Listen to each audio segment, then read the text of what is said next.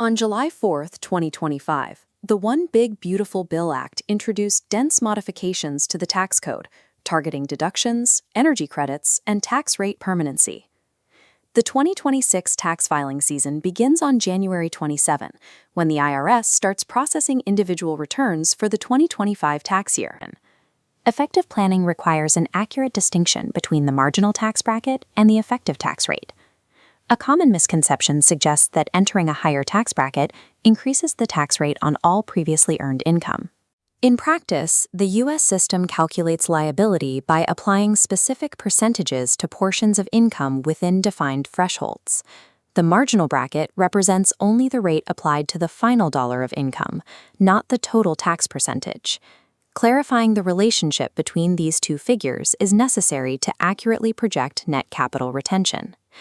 This chart represents the graduated tax system for a single filer with $50,000 in taxable income. The first $11,925 of that income is subject to a 10% rate. This initial tier accounts for $1,192 in federal liability. The next segment, spanning from $11,926 to $48,475, is taxed at 12%, adding roughly $4,386 to the total. Only the remaining $1,525 exceeds the threshold into the 22% marginal bracket. Combining these segments results in a total federal tax bill of $5,914. To find the effective tax rate, we divide that $5,914 by the $50,000 of taxable income.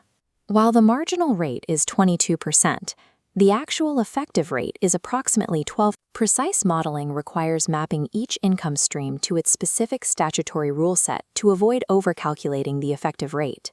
Taxable income is the figure remaining after specific deductions have been removed from the gross total. The OBBBA maintains the higher standard deduction introduced in 2017, which sits at $15,000 for single filers for the 2025 tax year. New provisions also exclude specific tip income and overtime pay from the taxable total for certain industries. For high net worth individuals, the most significant change involves the state and local tax deduction, or SALT. The OBBBA increased the SALT deduction cap from $10,000 to $40,000, retroactive to the 2025 tax year. Expanding these deduction limits reduces the initial taxable baseline, which can preserve several $1,000s in capital for high-income households. Local variables further complicate the math. California, for instance, has a progressive income tax that peaks at 13.3%. In these regions, high-income filers often face a combined federal and state marginal burden that exceeds 50%. A $40,000 SALT cap often fails to cover the full state tax liability for a high-income business owner. To address this, business owners can utilize the Pass-Through Entity, or PTE, tax election. A PTE is an entity where income flows directly to owners, who pay taxes on their personal returns. The PTE election allows businesses to pay state taxes at the entity level, which circumvents the federal SALT cap on individual deductions. High-tax state optimization depends on these entity-level structures to maintain efficient capital allocation. Mathematical precision must be paired with strict adherence to the tax calendar. Estimated tax payments are due in 4 installments: April 15th, June 15th, September 15th, and January 15th. Missing these specific dates results in underpayment penalties from both the IRS and state authorities. The California Franchise Tax Board recently reported a 32% increase in penalty notices, utilizing enhanced data matching to identify late or missing filings. With interest rates on unpaid balances currently above 8%, these penalties can quickly offset the benefits of deduction planning.